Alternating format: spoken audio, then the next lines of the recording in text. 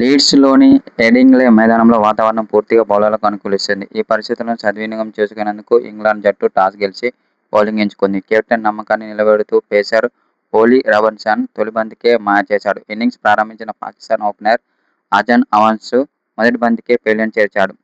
Round the wicket నుంచి రాబిన్సన్కు సంబంధించిన good length బంతి పిచ్ అయ్యాక అనూహ్యంగా లోపలికి దూసుకొచ్చింది. ఆ బంతిని అంచనా వేయడంలో పూర్తిగా విఫలమైన అవాన్ష్ ఎల్బీడబ్ల్యూగా వెనుదిరిగాడు. బ్యాటర్ రివ్యూ కోరిన అల్ట్రా ఎడ్జ్లో ఎలాంటి బ్యాట్ ఎడ్జ్ తగలలేదని తేలిపోయింది. దీంతో టెస్టు క్రికెట్ చరిత్రలో తొలి బంతికే అవుటైన రెండో పాకిస్తాన్ బ్యాటర్గా అవాన్ష్ చెత్త రికార్డు మూటగట్టుకున్నాడు.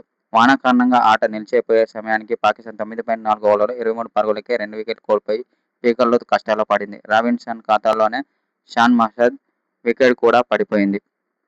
పాక్ ఓపెనర్ను డకౌట్ చేయడం ద్వారా రాబిన్సన్ ఒక చారిత్రాత్మక రికార్డును తన ఖాతాలో వేసుకున్నాడు. సరిగ్గా 43 ఏళ్ల క్రితం భారత లెజెండ్ కపిల్ దేవ్ నెలకొల్పిన రికార్డును ఇప్పుడు తిరగరాశాడు. 1983లో జలంధర్ వేదికగా పాకిస్తాన్తో జరిగిన టెస్టులో కపిల్ దేవ్ సెంచరీ సృష్టించాడు. ఈ మ్యాచ్లో పాక్ ఓపెనర్ మొసిన్ ఖాన్ను కపిల్ దేవ్ తొలి బంతికే అవుట్ చేశాడు. ఆ తర్వాత ఇన్నాళ్లకు మళ్లీ టెస్టు క్రికెట్లో మొదటి బంతికే పాకిస్తాన్ బ్యాటర్ను పెవిలియన్ పంపిన ఇంగ్లాండ్ బౌలర్